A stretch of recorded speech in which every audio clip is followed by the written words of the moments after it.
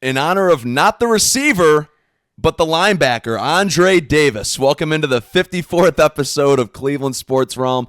I am Kevin, alongside is my good friend and co-host, as he is here just about every week. I think you're 52 for 54 now.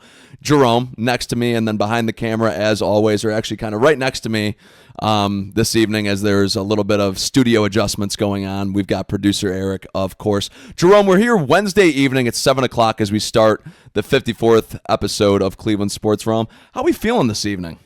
Not too bad. It's been a long week in terms of other things going on, but also sports haven't necessarily been great, but there's a few positive things going on. So I think we start with those, Kevin. Yeah, absolutely. I say let's dive into kind of the nitty-gritty. Usually nitty-gritty's in reference to football and the Browns, but I would actually say let's go to the nitty-gritty and let's start with the Guardians here, because a lot of news has come out in the last week or so, positive and negative about this baseball team, actually. Do you want to start with the positive or negative first? I think we start with the positive because there's not too much going on positive in Cleveland sports right now, so let's hit that first. Lead us off with it. Yeah, so Stephen Vogt won Manager of the Year for the second consecutive year, which congratulations to him on all his success. He deserved it, I thought. This team stunk, and he somehow managed to rally them to get in the postseason with everything else that was going on. Not a lot of talent. Guys betting thousands of dollars on their own pitches. Everything else, which we'll get to here in a minute. Yeah.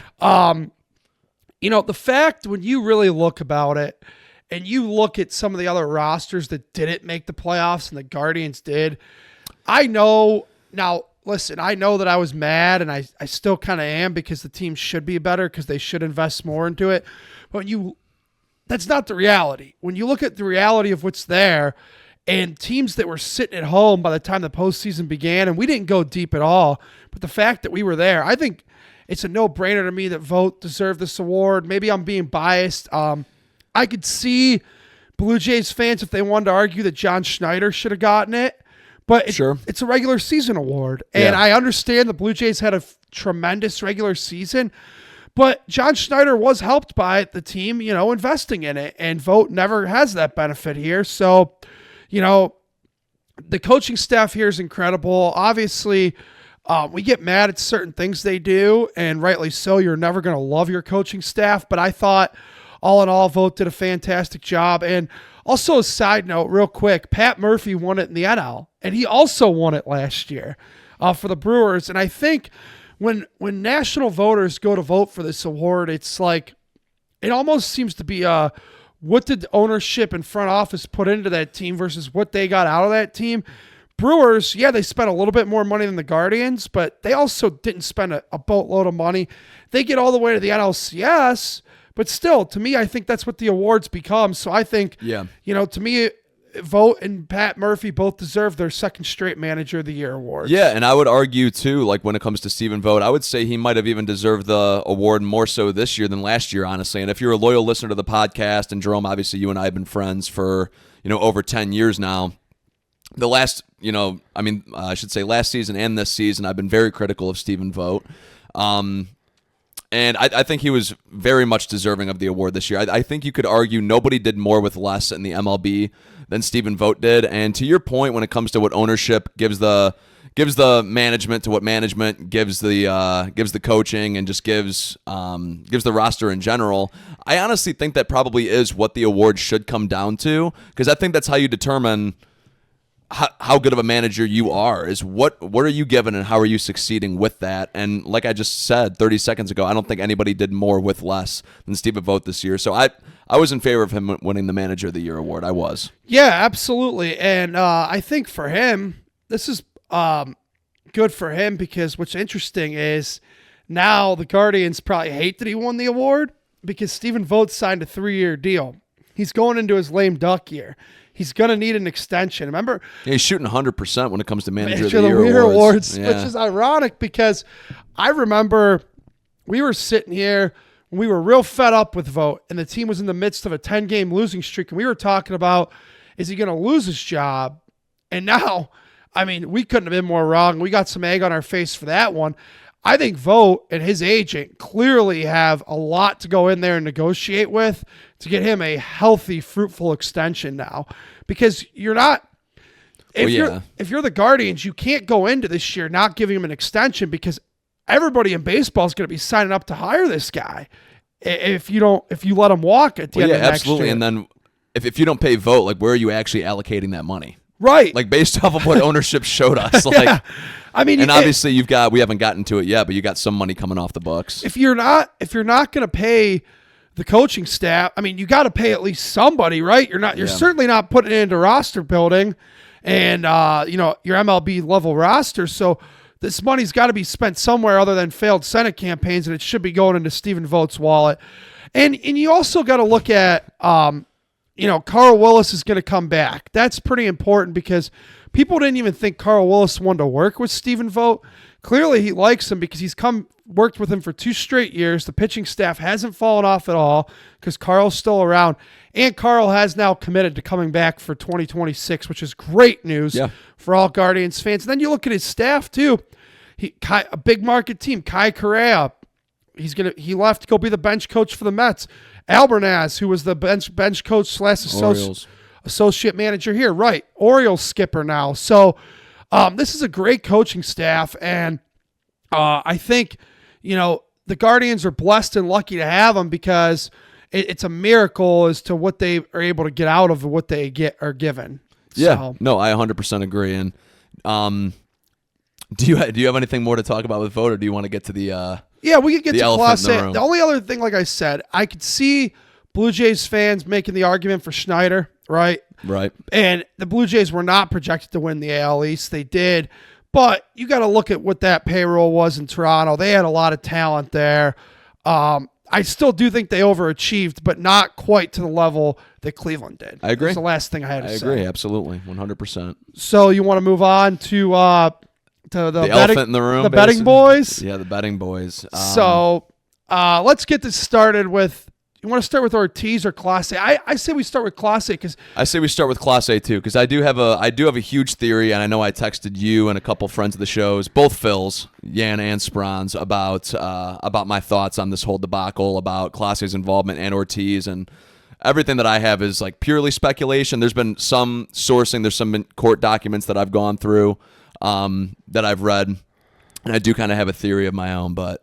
Sure. So before you get to that theory, let's explain. If you haven't seen Sunday, it actually, a lot of people don't think got to this story until Monday because of the fact that it came out right in the middle of a football Sunday. But what happened is that Class A and Ortiz were indicted on like 4 or 5 different charges, wire fraud, conspiracy, fixing sporting events. I don't remember the other 2 specific charges, but you get the general gist. Money laundering? Yes. It was one of them, yeah. You get the general gist. And what ultimately has come down is that if convicted, the 2 of them can each spend, I believe, up to 65 years in federal prison. Yep. Ortiz was arrested and has already pled not guilty to everything. His attorney released a statement. He was arrested in Boston, and I believe now was released on $500,000 bond, but he has to stay in either, I believe, Massachusetts, New York, and Ohio are the 3 places he's permitted to be in right now. And then Class A's yet to be arrested. He's in the DR right now. Or then I heard that he was in the DR. I also heard that he was in Puerto Rico. I heard he was also blaming the phone calls he was having in games on cockfighting. Yes, I heard that too. Come on. So the thing with Class A is it sounds like Ortiz, I actually am going to go ahead and say, yes, he still made the grown man decision to do it, and he had the free will, and he did it. But he was reined in by Class A, who had been doing this all the way back, according to what we came out of the federal courthouse in Brooklyn. He has been doing this all the way back until May of 2023. And I read a great article from the best Guardians writer in town, Zach Meisel, where he would reference a specific pitch that was in the court documents, and he'd show the video. And I mean, the video evidence right underneath the words that were in the documents, it's, excuse me, really hard to to think that he's not going to be guilty on this one. And then it was said that he brought in Ortiz in about June of this year, which is ironic because Ortiz didn't get to be, even if he wanted to, a part of the scheme too long because Clase supposedly reined him in June. And then by July, right before the 4th of July, he was placed on the paid disciplinary leave list. So Ortiz didn't get to be a part of the scheme as long as he wanted. Meanwhile, Clase, when they figured out, it's like usually they catch the second one and the second one's worse. Well, that was the case here because Clase had been doing this according to what came out of the federal potentially court. Over 2 years. Yes. Potentially. So obviously they're both innocent until proven guilty. But Kevin, I got to believe, I hate to be this way, I got to believe that they're both guilty. I got to believe they're both guilty too. And Clase more guilty than Ortiz, which is kind of the theory. And you kind of alluded to this too. But based off of what we've seen, Clase, I believe he was paid, it was between $5,000 to $7,000 per pitch, and I believe I had read that he made approximately between $30,000 to $35,000 total, which puts you in the ballpark of you're thinking he maybe did this. I mean, that adds up to under 10 times, but over 5. So somewhere in that range, Clase did this. And like you said, Jerome, since May of 2023, they're speculating that this potentially happened. Obviously, we didn't acquire Ortiz until around this time last year. Right. And then Ortiz, like I said, was not reined in according to the documents until June. So. Well, correct. Right. Yes. So my whole theory on this is that, and like I said, Jerome, you kind of did speculate this already, but I think Clase had done this a few times clearly, and told Ortiz, hey, I've got somebody. This will be the easiest $5,000 you'll ever make. All you got to do is throw a ball on the first pitch. He probably did that a couple times. He was like, you'll make an extra $5,000, $6,000, $7,000, whatever it was. A lot of people are saying Ortiz only made $12,000 total out of this. And, when we talk about basketball, actually, you talk about players that have a $1 million move with a 10-cent finish, right? These two were given a $1 million hand and made a 10-cent decision. Right. Okay, Emmanuel Clase signed, I want to say 2 years ago, 4 or 5 year deal between $20 to $30 million total, and you are giving all of that up for about $30,000. And how did you not think that you were going to be caught doing this? Like, I just don't understand with how meticulous organizations are, the sports betting community, those sports betting sites, the DraftKings, the FanDuels, and I don't know what sites these guys were using. I saw they even had bets on their own pitch to be under the amount of miles per hour thrown, which I didn't even know you could bet on that. Yeah, I didn't either. So, like, they're finding everything in the book right now, basically, or they were finding everything in the book under their control and able to do these bets. And at the end of the day, it's a complete conspiracy. I mean, at the end of the day, why they're probably going to be facing up to 65 years, and neither of them are going to face that amount. Right. If I would be willing to bet. But I mean, you're stealing money at that point. Like, Emmanuel Clase stole $35,000. Luis Ortiz stole approximately $12,000. And a part of me does feel for Luis Ortiz in a sense, because you get traded young guy. You get traded to an organization and who has the best closer in all of baseball, who's coming off a year in which he had a .61 ERA. Yeah. And this guy, you go in there and the guy says, "Hey, dude, listen, you can make another $5,000, $6,000, $7,000. You do this for me one time. You do it again. You do it a second time." That I try to put myself in Luis Ortiz's shoes on this.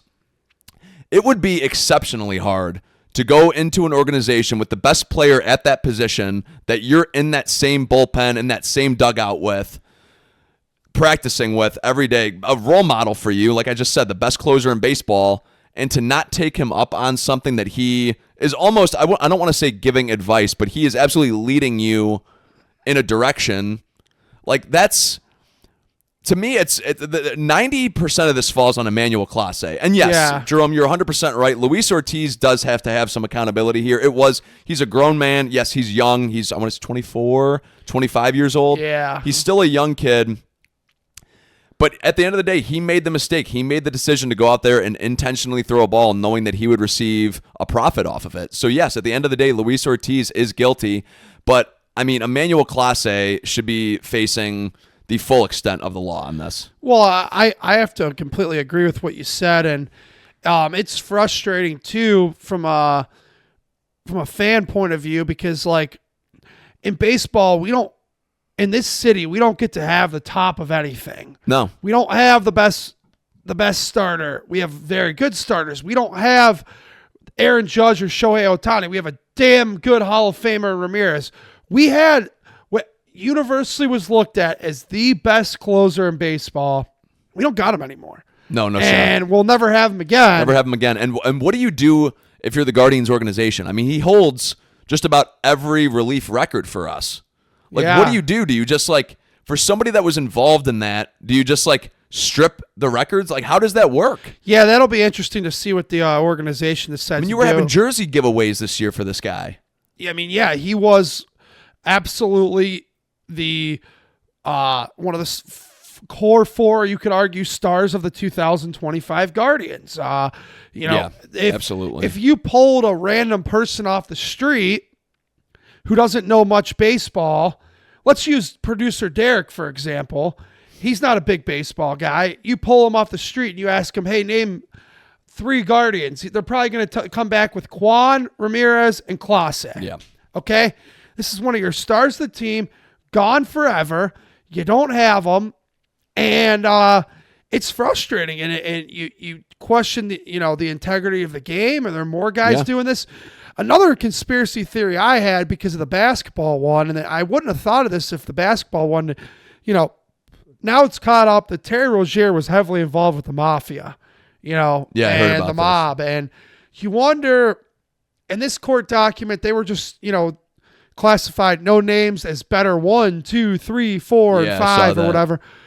Was this involved with the mafia too? It just makes you wonder. I'm not saying I know or anything's come out that it is, but would it shock you if this came out that they were involved in the mafia? No, I don't think so. And it's either that or somebody has a boatload of dirt on Emmanuel Clase, because I don't know why you're risking that much amount of money for that little benefit. And yeah, like $5,000 per pitch, like, yeah, that seems like a lot of money, but when you're making millions of dollars, I mean, that's $5 to $10 per pitch probably. Well, and it comes back to, Clase too, I guess, demanded that some of this money that the bettor made got sent back home to his country and Dominican Republic, which we know is historically, unfortunately, extremely poverty-stricken area.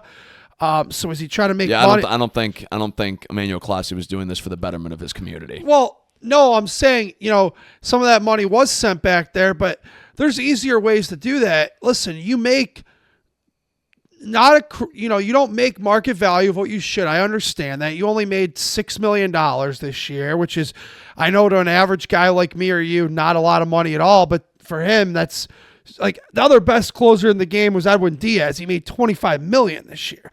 Like, take some of that $6 million and send it back home if you want to do it. It doesn't have to come through illegal bets. And I want to say something too, and this was just based off of what you and I have said in the past on this program. But I do want to take back almost just about everything that I said leading up to this point, because every time they push the deadline, I said, what, they're not finding anything, so they just keep pushing a deadline, trying to dig. I think they were finding so many little coincidences that they were like, we got to keep digging, and we cannot let these guys touch the field and keep manipulating these sports books. Like, that's has to be clearly what was going on there. Well, and I agree with you. I didn't think, like, listen, the more and more it dragged out, and I brought this up on the show maybe a month ago. Jason Lloyd said, I've been told they will be indicted. It's just a matter of what, not if, but when. And I agree with you. I think that the federal prosecutors involved here were like, pardon my French, holy shit. And you're right. One thing led to another, and they're like, okay, if this happened here, we got to go down this chain link and if these texts were sent at this time and this pitch was thrown 5 minutes later and this same person made 7,000 and this, so of course there had to have been a ton of little coincidences like that, of course. Well, and absolutely, like, and how about Andy Pajes losing Emmanuel Clase some money? Did you see that? Yeah, that was a funny one, because that was the only one that Clase never won on. Yeah, and it was, dude. He did throw that first pitch like right into the dirt, and Pajes swung. Yeah, and you know what was funny about that? I was thinking I was at that game. And I actually think you were. I think I was too. We were there together. No, we weren't. We were there the night before. Yeah, we were there the night before. Okay, you're right.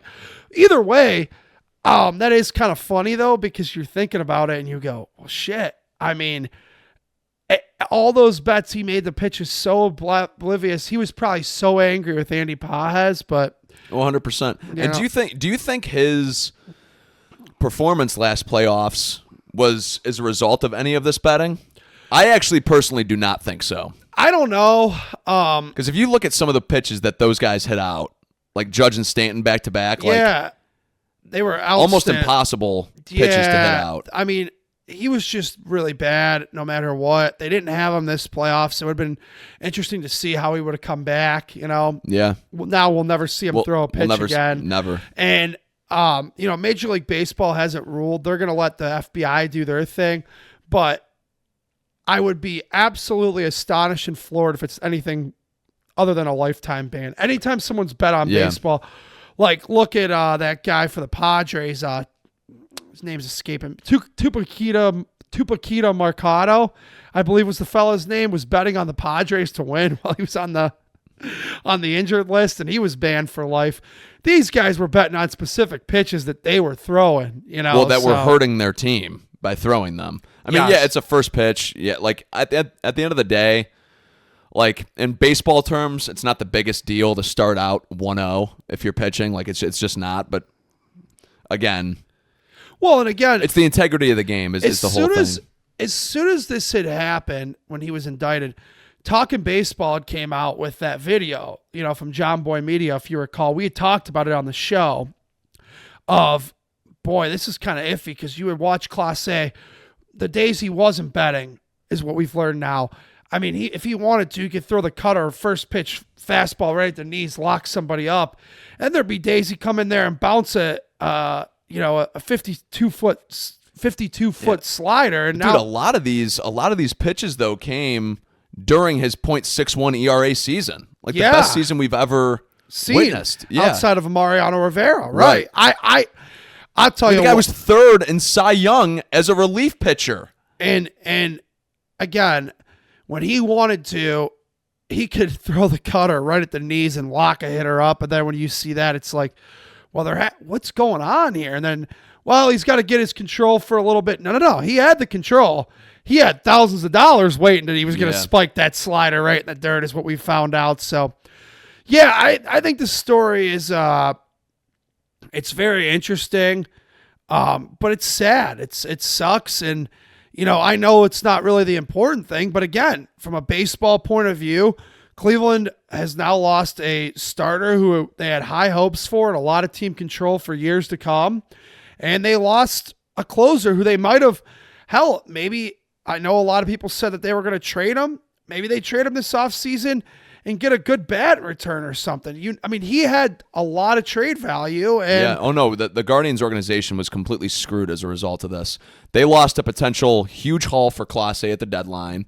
And when you traded Andres Jimenez, this was the piece that you wanted, was Luis Ortiz. Right. Now he's no longer a member of this team, which is now basically going back from the Lindor deal like the last domino. Yeah, if you want to take it all the way back that far, which that's true. There's a couple minor leaguers that I think they acquired when they acquired Ortiz too. Yeah. I mean, that's obviously a couple lottery tickets if they ever amount to anything. Doubtful, but you never know. But yeah, they liked Ortiz because he was cheap, and that's what they liked about him. And they were going to move Clase because for any franchise that gives a shit, his contract was very reasonable for them. They thought it was getting too high, and I think he was going to be due $7.5 million this year. But it leads me to, his money's off the books now. So again, your payroll's now down to like $40-some million. Anybody else would be like, oh man, the team's going to spend. I don't have any faith they are. We'll see. The winter meetings are in a couple weeks. Hopefully something good comes out of that. But I think, it's just blind. It's blind faith and hope at this point because they're not going to spend any money. Yeah, I think it's blind faith and hope too. I mean, now you have two kind of major positions that you might need to address now that you weren't planning on it with a closer. Go ahead. No, I was just going to say with another starting pitch. I mean, granted, I know they were rolling out the 6 starters towards the end of the year this year, but you want to shore up the starting pitching, and now you need a legit closer, because I genuinely don't believe in Cade Smith being a true closer. I still like him as a seventh guy. I like him as a seventh or eighth inning guy. It'd be nice if they spent some money and got a couple relief arms. Like, okay, so you're 100% right, because even to Ortiz's point of view, okay, well, they had the 6 guys last year. Now they all pitch immaculate down the stretch. But what's the old adage in baseball? You can never have enough starting pitching. That's another one who can contribute. And maybe even if Ortiz was not, he could be your long man moving forward. Yeah, exactly. And for a team that doesn't like to spend any money, that's a guy who's only going to make $750,000. I think league minimum is going to go up to $850 this year. That's nothing. That's a lot of production.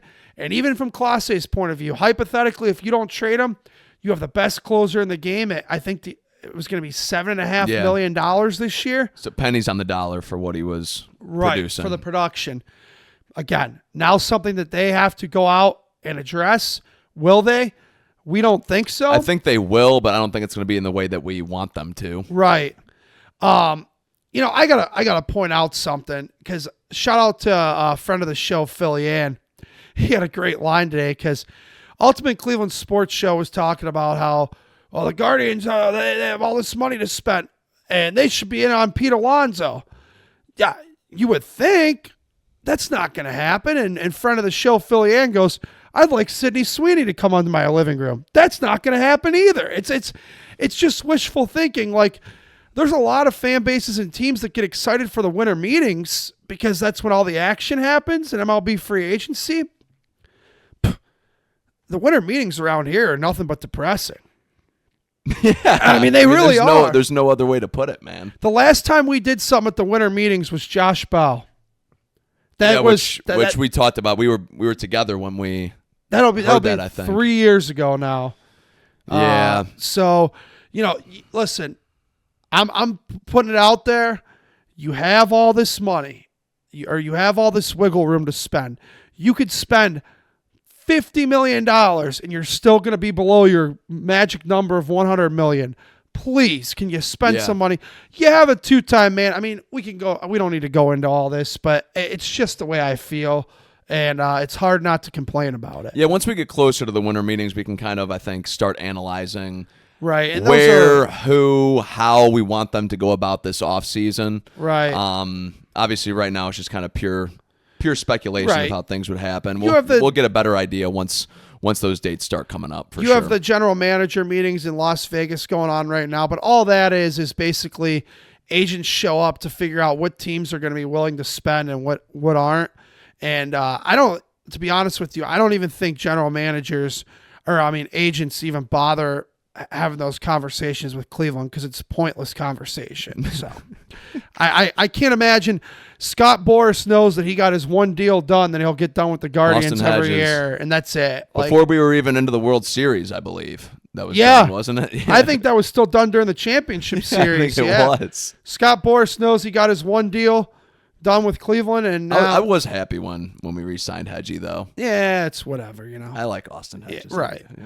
I honestly, I think I mentioned this on the podcast that week. I'd prefer him to be brought back as you did. You did. Like, as honestly, a bench guy, and I think Austin Hedges would be a perfect bench coach. Yeah, I agree. And you have a bench coach vacancy. Albernaz is gone. Yeah, they already signed him to a major league contract. Though, yeah, I understand. Actually get more production probably from him on the bench as a coach, though. Oh, he'd be outstanding. Austin Hedges. No, he'd be good. I truly believe this. Austin Hedges will make a great manager someday. I agree. Fantastic. Hell, it might be in 2 years after Vogt's third season here, huh? Oh, after next year, yeah. If they don't re-sign Vogt, whatever. Right to Hedgie. Yeah, I could see that. Hey, he'd come cheap. They'd like that. Yeah, he would. No experience. Yeah. All right.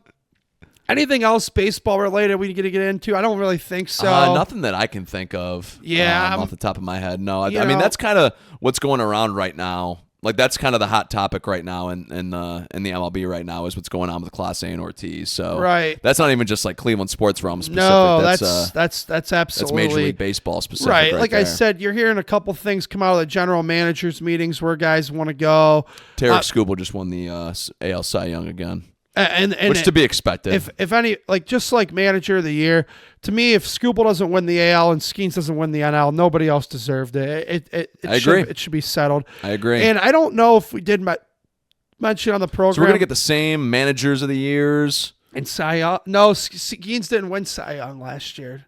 I don't believe. I was gonna say in the same World Series champ back-to-back years. Yeah. Wow. So we'll see. Maybe next year I'll bring something new and different. I also, one last baseball thing we got to talk about.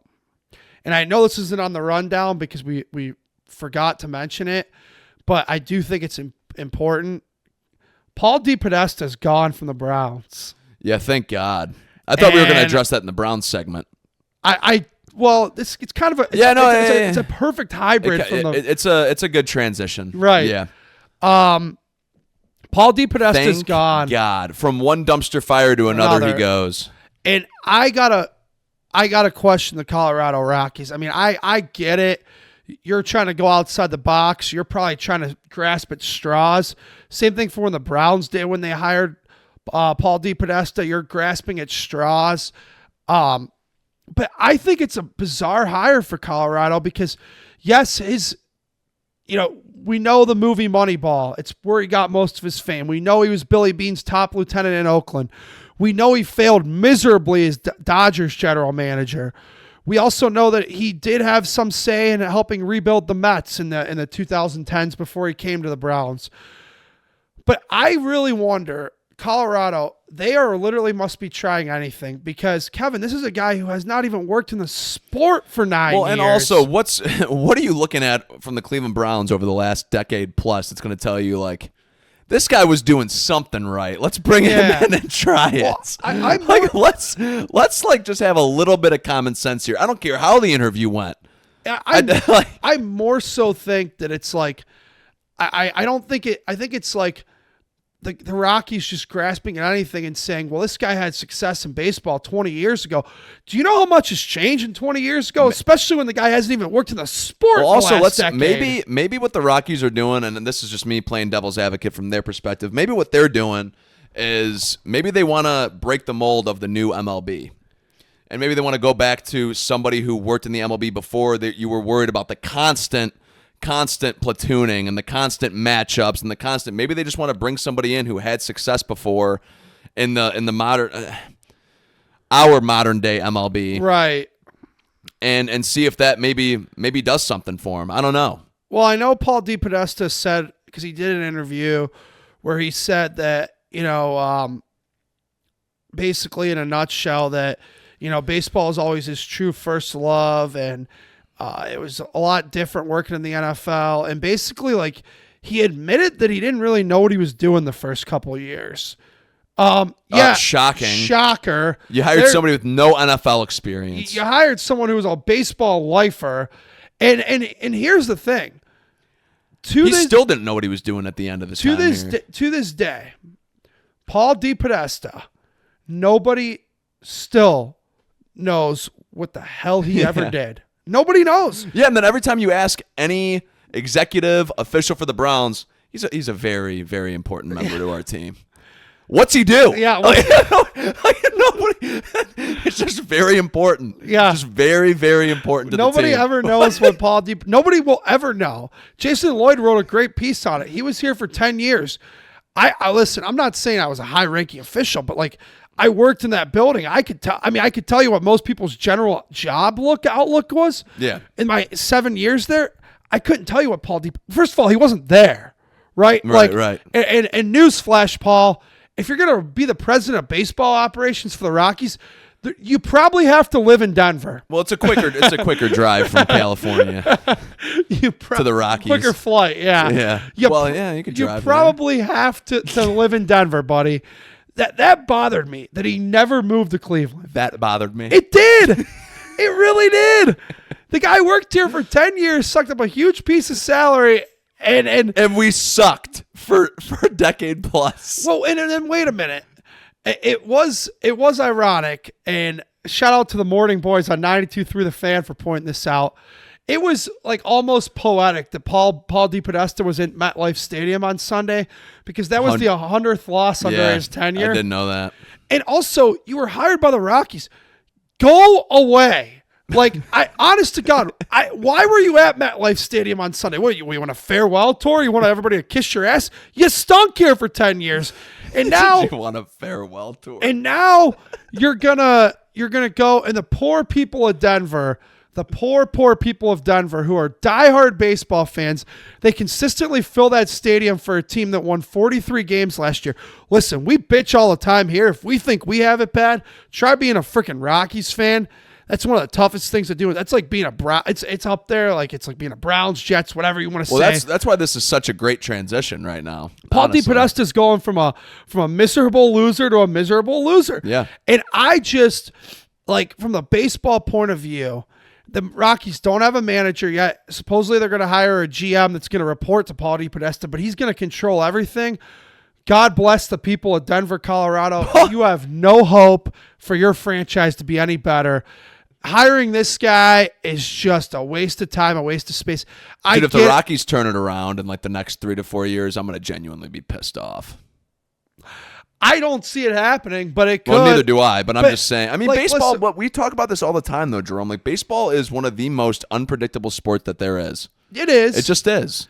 And maybe Paul DePodesta makes a couple right moves, or maybe the best bet for the Rockies turning it around would be that he hired like a really good general manager under him and a really good manager under him, and they turn it around, and then he'd get all the credit, but us in Cleveland would know that he had nothing to do with it probably. Yeah. But that'd be interesting.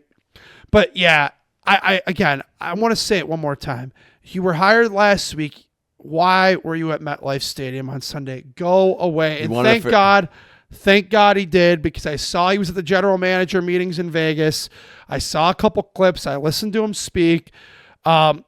This guy has just like Kevin Stefanski, Paul DePodesta, maybe he did this. Maybe he trained those guys how to speak. Just like Andrew Barry and Kevin Stefanski, Paul DePodesta has a wonderful way of saying a bunch of shit, but really saying absolutely nothing. And that's what he did in his first few media tours in Denver. So... All right, well, it's a perfect transition here. Well, do you want to start with the loss? Where do you want to start with? Browns? Yeah, let's start with the loss. Let's get it over with. The Browns lost. Another uninspiring game. To a team that they had no business losing to, and that's the New York Jets. The quarterback was awful. By the grace of God, he was nominated. He was nominated for Rookie of the Week this week. I just want to give a PSA to all the NFL rookies. Every last one of you must have sucked if you're an offensive rookie for the fact that this guy got nominated. He was terrible again. Bubba Ventrone's special teams was real effing special on Sunday. Yeah, I think Bubba Ventrone shouldn't. I don't know how they allowed him on the flight back to Cleveland. Yeah, like I genuinely, like, at the end of the season he should be canned. He should have been canned right then and there, but clearly they're going to hold on to him for the rest of the year. I'm just so unmotivated with this team, and I know I talked about this last week about, you know, with our Vegas trip coming up to go see them play the Raiders here in a weekend or two, in 2 weekends from now. That's like going to be my least favorite part of the trip is going to that game, and it's what they've done in the offseason, how they keep speaking like they are the smartest person in the room while Flacco lights it up and Baker lights it up for other teams. And then you go out there and you just continue to lay egg after egg, week after week. There is nothing about this team that I really find joy in anymore. And it's progressively got to the stage. I feel like each week I've progressively said, like, you know, I've just about had it with this team. There is no hope with this team, man. And I'm turning them on every single week, watching all 3.5 hours of the game. just for it to always end up in a loss, just for there to be no real glimpses or flashes of hope. And when there were, it was Quinshon Judkins, and now we're not really getting that anymore because every team knows that we can't throw the ball. So the boxes are stacked, and Judkins is getting 2 to 3 yards every play instead of the 4 to 5, 6 yard chunk plays and the occasional breakaway play that he would get each week. Schlesinger looks good. Schlesinger's awesome. He's the favorite for Defensive Rookie of the Year right now, I saw. And that's 2 weeks coming off of a high ankle sprain. That's incredible. And he played every snap on Sunday. Unbelievable, and played too. Great, too. He played phenomenal on Sunday, yes. Yes, you were right on that. And yes, Mason Graham has looked the part of an elite defensive tackle in the future.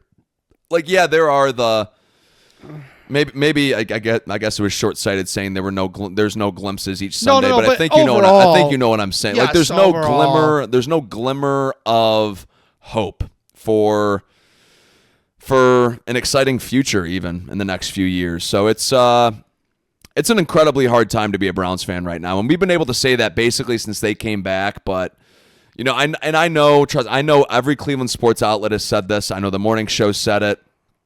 I know every Cleveland fan has said this, but I'm completely lost with this team. Completely lost with it.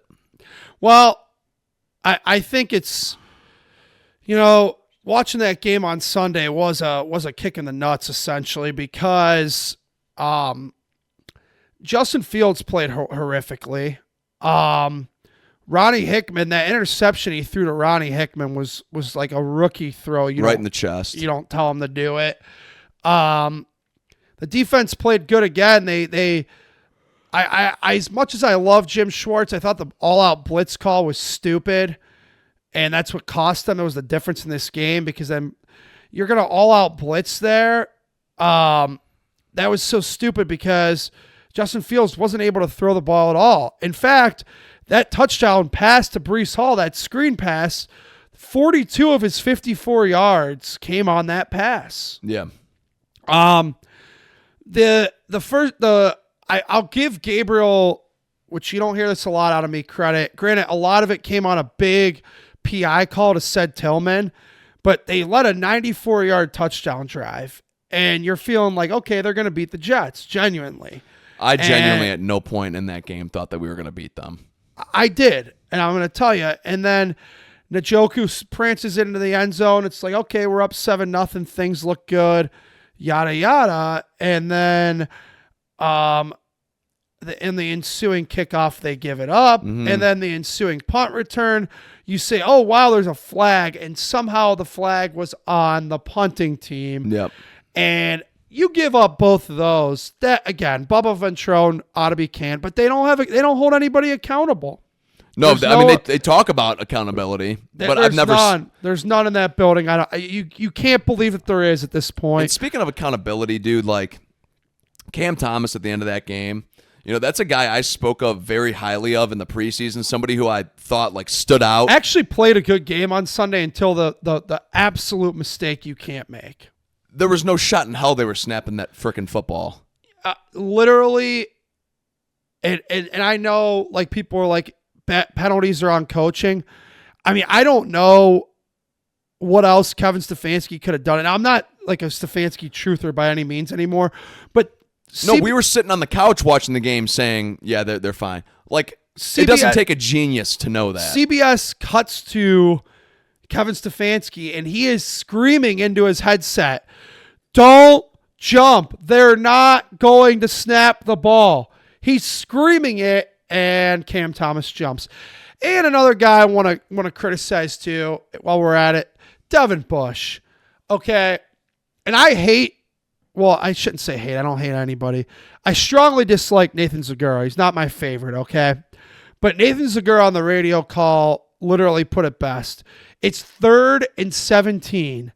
The Jets have thrown for 54 yards all day. 42 of them came on Breece, who's an outstanding player, by the way. Right. On his screen pass. Jeremy Rucker at Ohio, when he was at Ohio State, all he did was block. When he's at the Jets, all he does is block. Devin Bush, why are you holding Jeremy Rucker on 3rd and 17? There is a 0% chance they are going to throw the football. And if they are, I can promise you it's not going to be to Jeremy Rucker. I mean, if he's open, maybe. But again, it doesn't excuse the holding call. It was ridiculous. No, and can I also say this though?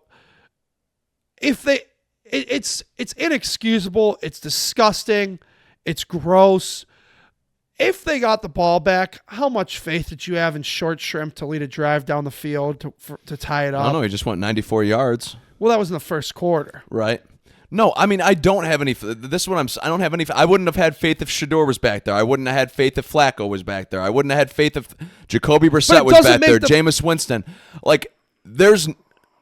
What were you going to say? It doesn't make it excusable, though. It doesn't matter. There's still. I agree with you. Everything you said. Well, yeah, but you just asked me if I had any faith if Little Shrimp could lead a drive. Right. No, I know. So I'm telling you no. No, and I agree with you. I'm saying. And then you followed up with but. I'm struggling to find. It doesn't excuse that. You still have to give them the chance to not lead the drive. They still correct. You need to give your offense a shot to tie the football game. And the Browns, and can I say this? Malachi Corley has actually been kind of a bright spot on offense. Actually. And I don't blame him for being that pissed off at Dylan Gabriel. That was a touchdown. That play was so you're blocked. You're talking about us being like almost 50 yards out from the end zone, and you're guaranteeing that screen pass is a touchdown. I saw it. I saw the wide view. There's two Jets players over on that side. I know there's at least one. I wanted to say there was two. And yes, there are Browns that we have blockers in front. But I don't think Corley's getting all the way to the end zone on that. I think it's too. I think you're assuming way too much. But in a way, it doesn't excuse him from not making that throw. That is that's not what I'm arguing here. I'm easiest throw you can make. I'm just saying to say that knocks a touchdown off the board when we're 50 yards away from the end zone on a screen pass, I think is a little bit astronomical. And also, you don't want to. I know you don't want to talk about quarterbacks. You made that clear to me, but it's been time. It's been long overdue, and I think the ownership might have to intervene because you can't keep running him out there. I just want to say this quickly. I'm not going to ask you for a commentary because I know you're sick of me talking about this. You're sick of everybody talking about this. I'm just saying, yeah, go ahead. The time's been long overdue. This might be one where you need Jimmy to intervene or else you're going to be playing in front of an empty stadium. You got to sell tickets the rest of the year. Listen, it's got to be time for him. This is all I'm going to say. It's been long overdue. This is all I'm going to say on the matter, okay? When I turn on the morning show, 92.3, Ken Carman show, Anthony Lima, they're talking about the quarterbacks. When I watch the Ultimate Cleveland Sports Show, they're talking about the quarterbacks. When I hop on Twitter, X, Instagram, and I see Cleveland sports, specifically Browns, they're talking about the quarterback. When we're at home, if you're a first-time listener and don't know this, Jerome and I are roommates, you're talking about Gabriel and Sanders. I'm sick of hearing about it. I'm sick of talking about it. With that said, wrist up. Whoa, you're ready. You're ready. Even you're ready. Okay. Folks, this is breaking news. If Kevin's ready, that means that every single one of you should be ready. This is a man who can't stand Shador Sanders. He has vocalized his distaste for Shador Sanders, and even he cannot take watching that anymore. But you know who can? Kevin Stefanski. He thinks it's good. Well, he's holding him accountable is what he's doing. Yeah, he thinks it's good. You're right. So even that, we don't have to, Kevin, I can't stop That's it. smiling. Okay, listen. I don't want to talk about it anymore. That was my transition into not talking quarterbacks, and now I got you giddy to talk quarterbacks now. This might have had the inverse effect. I just have to say thank you. Even if you understand it, that means every single person should understand it. I don't know how many, honest to Christ, though, they moved to him. I realistically don't know how many more wins it is. If compared to Gabriel versus Sanders, I don't. But it's time to see something new. Listen, I'll be there on Sunday, as I've been to every home game this year. And by the way, the fact that this game's at 4:25 is kind of gross. My dad had a great comment earlier this week, and I actually was at a party for the Browns on Sunday. And everybody had their Browns gear on, and I'm going to go on a little rant here. Not rants, but little just story here. So I was at a party on the east side, and I stopped by my folks' house after to say hello to them and talked about the game with them a little bit. And every single person, there was probably 30 people at this Browns party. Every single person had brown and orange on, Browns gear, typical Cleveland Browns party. One guy had made a comment when Cam Thomas jumped off sides. One of my friends over there, Scott, shout out to him. He said, "Why do we do this? Why do we do this?" And it's a legit question. Why do we? And so then I was talking to my dad, and my dad said a good comment too. He said, Cleveland, he goes, in Northeast Ohio, we don't want to watch the Browns. He goes, let alone subjecting more of the country to the Browns by putting them in a 425 game. What the hell? And then my mom had a comment too, and she said, today was the first game that I did not watch a single second of it. She goes, I didn't miss them. Yeah. And it's just, we're at that point. And, well, we were talking about it during the bye week. We were thankful that we did not have to turn them on. And I'll tell you this, Ken Carmen said it, so I'm not going to say it. I'm the first one to say it, and a lot of other people have said it. And I plan on fully doing it on Sunday. I got no patience. I'll be there because I can't sell my tickets. And my brother and I are going to go. We're going to go. And folks, we can't get more for our tickets. It costs us more to have a tall boy beer in the stadium than it would be for our tickets right now. I think they're selling for... Yeah, I think I saw they're down to pretty close to single digits if they're not already. I think because mine aren't in the back, but I think right now mine would be about $16 with my discount. A beer is about $13. So we're right around the same, teetering around the same line. I don't think it's just going to be me because a lot of people are in this boat that they're either A, not going to bother to show up at all, or B, they're going to go because they can't get any money for their season tickets. Mm-hmm. The boos are going to be raining down endlessly on Sunday. And I feel bad booing, but I don't at the same time because it's not these specific players who deserve it. It's a cumulative quarter century effect. And I think I'll probably lose my voice booing on Sunday. Yeah, listen, I don't blame you, man. If I don't know how many more games I'm going to go to the rest of the year. Obviously, we've got the one in Vegas that we're going to. Hell, I might even bust out the Boo Birds there if that's what it comes down to. And there's going to be a lot of Browns fans out there because a lot of folks are like us. They booked their trip before they were, 2-7. 2-7. Well, I mean, we all kind of had an idea of where this season was going to be headed. I mean, even me at 6 wins, that was an optimistic prediction. I mean, we're looking at potentially 3-4. Well, probably. because it just makes you so frustrated because one of the shoe-in ones you had left was the Jets. You didn't do it. And who's to say... We had 2 weeks to prepare for the worst team in football, and you lost that game. Yep. Like, what gives you any confidence in them being able to win another game? And who's going to say they're going to I'll even say, dude, like the Titans game? There's no guarantee on that. No, there wasn't a guarantee this past week. I tried telling you that. And I'm surprised that the Browns are only 7.5-point home dogs. So, yeah, 7.5-point underdogs, you said? Yeah. Yeah, that is. Well, Lamar might not play. I read. Yeah, that's true. That's a huge factor. We really need to predict the game. Browns lose. Yeah, Browns lose by 10. I'll say 23-13. I just say Browns lose. I don't know. All right, let's move into the Cavs real quick. Garland's toe injury, he re-aggravated it Monday night. We watched that game. Yeah, we watched that. What a hell of a game. Very entertaining basketball. On the wrong end of it, and honestly, an inexcusable lapse in defense at the very end, considering what you had to do to get back into that game. That Donovan Mitchell shot.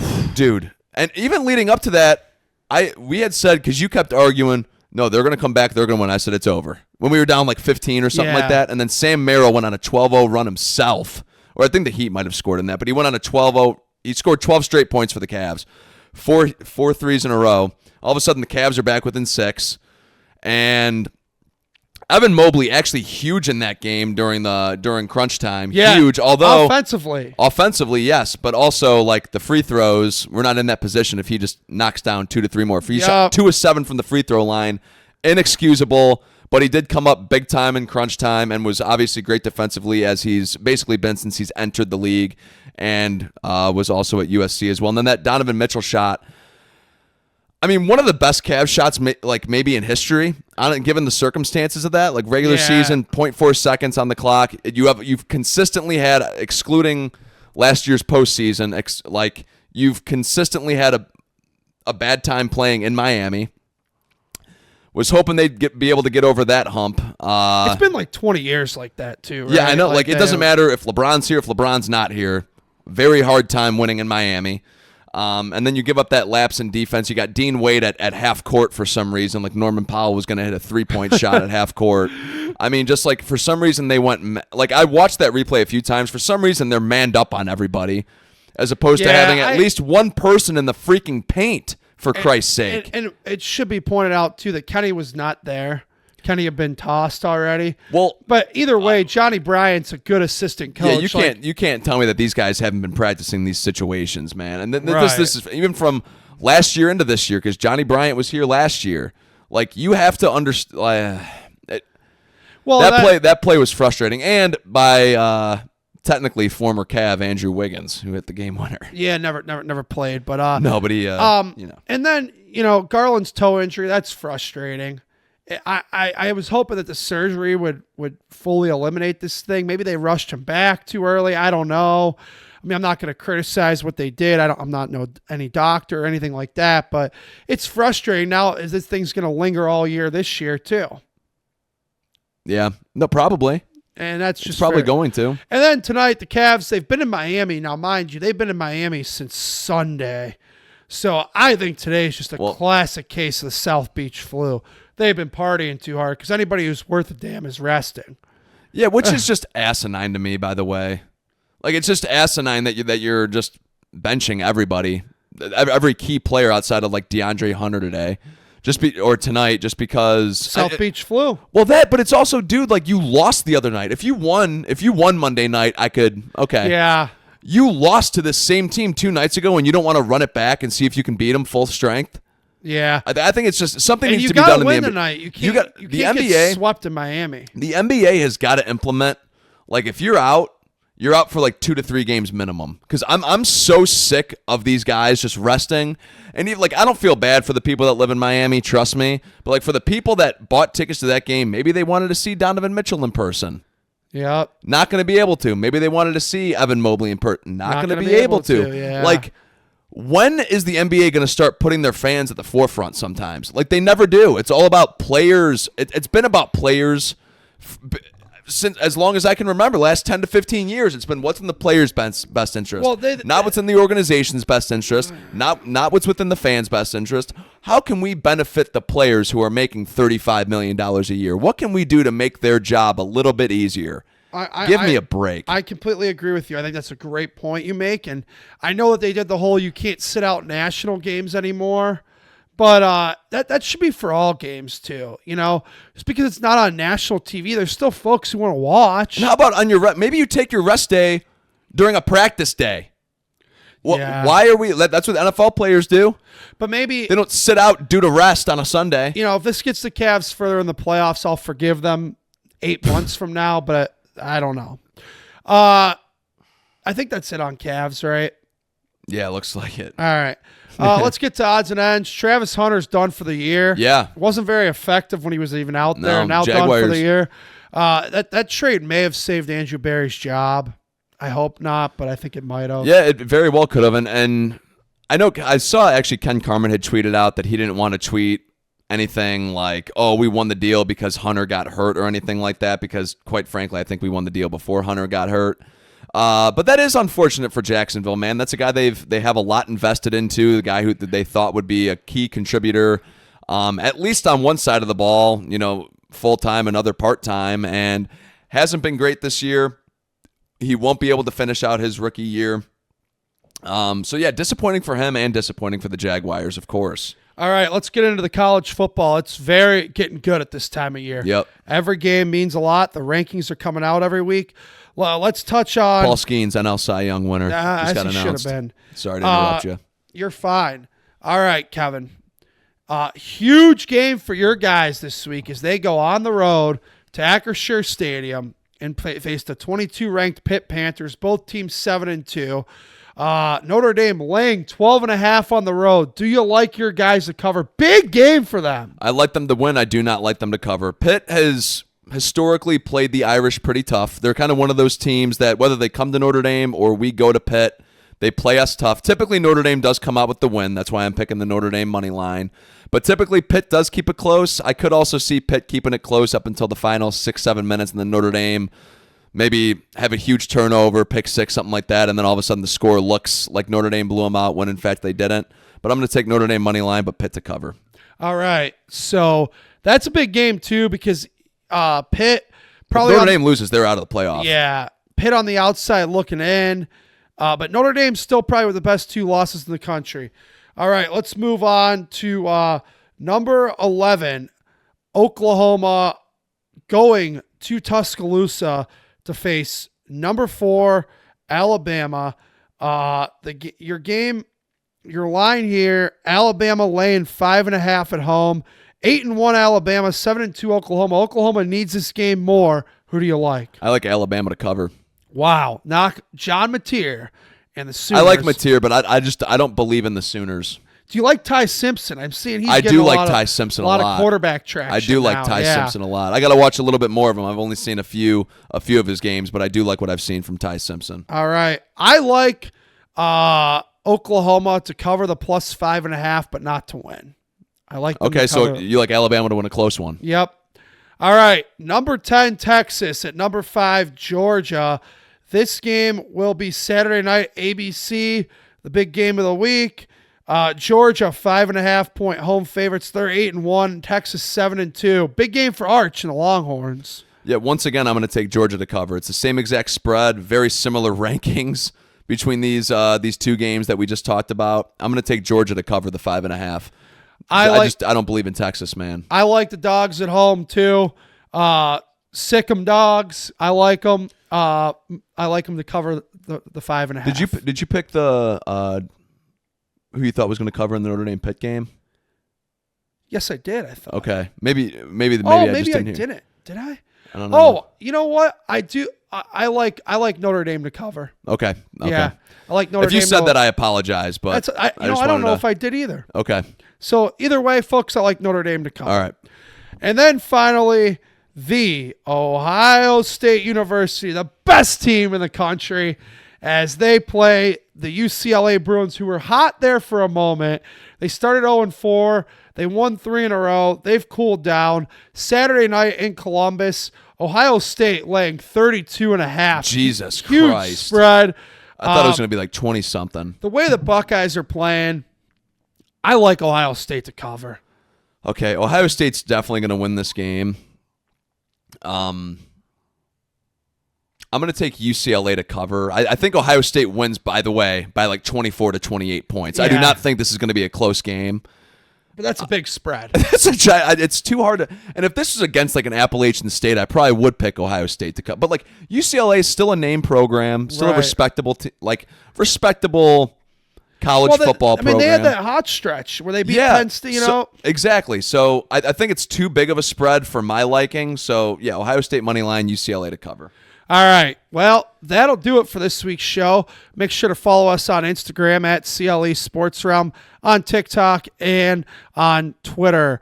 Also, you can view or listen either way to this podcast on Apple Podcasts, Spotify, and YouTube as well. For those of you who don't have a subscription to Spotify or Apple Podcasts, available for free on YouTube. Thanks again for tuning in to the 54th episode in honor of Andre Davis, the linebacker. We'll talk to you next week, and go Bucks. Go Irish.